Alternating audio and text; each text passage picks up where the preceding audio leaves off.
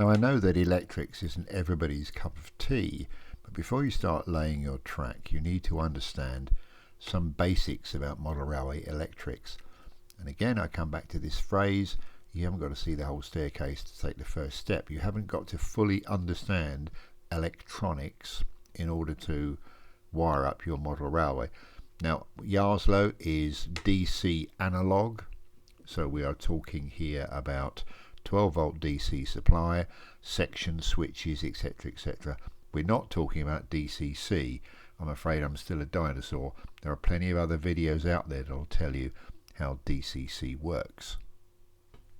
I do use live frog points, and I am going to use a CDU, a capacitor discharge unit, to help fire the points, the electric motors on the points. If you are not familiar with live frogs, and if you've not come across CDUs, then please have a look at the Quick Bites video series on this channel, and the video which is called, interestingly enough, Live Frogs and CDUs. That will explain it all. So here is our plan, and I'm going to talk about this plan as if it were a fixed layout in a shed or a room, rather than something that can be thrown in the car and taken to an exhibition. So the first question, of course, is where are we going to put our power feed? And the answer is that we're going to put it here. That enables us to run power through the whole of the main line and into the siding. Now I'm going to contradict myself here when we talk about live feeds and live frogs, in that if you have a dead siding like this with a point on it, you don't need to isolate one point from another. I'm not going to go into it.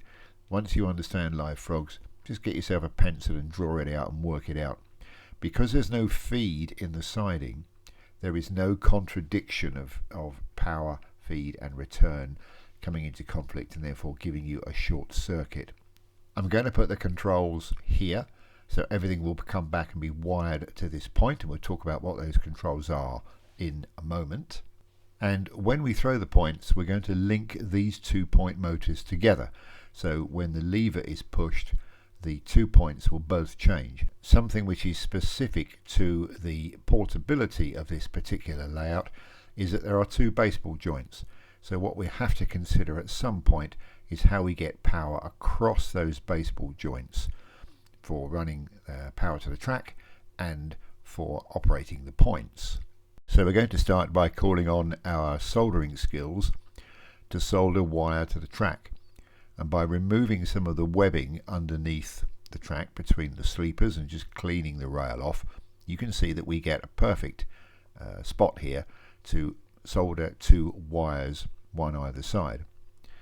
We tin the ends of the wire, and although these are all the same colour, I should say that you should get yourself into a routine of having a set pattern of wire colours to do the different things around the layout.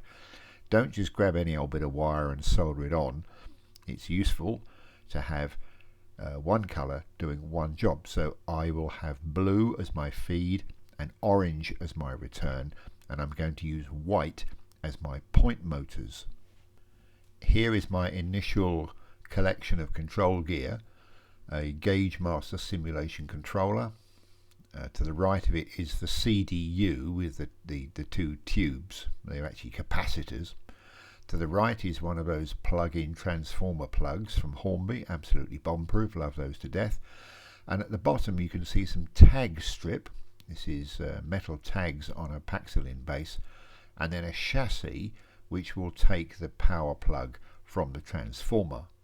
And to reinforce my comments on colours, this is what tag strip looks like when it's all soldered. You can see the advantage of tag strip. If you're soldering, it's so easy to get to.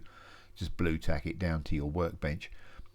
1 blue wire coming in and 2 going out here, 1 orange coming in and 2 going out. You don't want to try and be making floating joints within various bits of wire. Tag strip makes so much more sense. And here is the mock-up of the control gear at the left hand end of the baseboard, with the controller at the front. The switch to the left of it is a momentary on switch. That means it normally sits in the middle in an off, and you can push it up under a spring or push it down under a spring, and they change the points. And I've used those extensively around the Yarslow layout along with the Pico levers. Behind you can see the CDU and then some tag strip and then that chassis for the power coming in. And you might think it's a bit of a cheek for me to say so, but try and keep your wiring as neat as possible. Those who know my wiring will think I've got a bit of a neck for saying that, but do try and keep your wiring as neat as possible. A hot glue gun is ideal for keeping the wiring neat underneath the layout. So there we are, we're ready to lay some track, and this is the equivalent stage at Yarslow way back when we had some blank baseboards and I was playing around with bits of track. That's where we are now with making.